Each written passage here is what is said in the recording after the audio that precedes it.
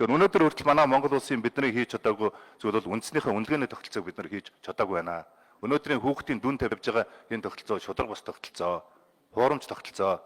Тийм учраас цаашдаа бид нар хүүхд бүрийн боловсролынх нь одоо төвшин тийм ээ тэр хүүхд бүрийнхэн сурах чадвар хурдтаанд тулгуурласан ийм одоо үнэлгээний агц дэвшлийн үнэлгээний тогтолцоог шилжүүлье. Хүүхдийн үнэлгээ, багшийн үнэлгээ, сургуулийн үнэлгээ гэсэн үнэлгээний тогтолцоог шилжүүлье. Ер нь бол нөгөө юу хэмжиж чадахгүй бол үнэлж чадахгүй, үнэлж чадахгүй бол хянаж чадахгүй, хянаж чадахгүй бол удирж чадахгүй гэдэгтэй адилханаар өнөөдөр Монгол улсад бол энэ боловсролын үнэлгээний тогтолцоог одоо шинээр бий болгох юм зайлшгүй шаардлага бий болсон байна гэж харж байгаа. За дөрөвдүгээр асуудал бол мэдээж энэ боловсролын засаглалын асуудал байна.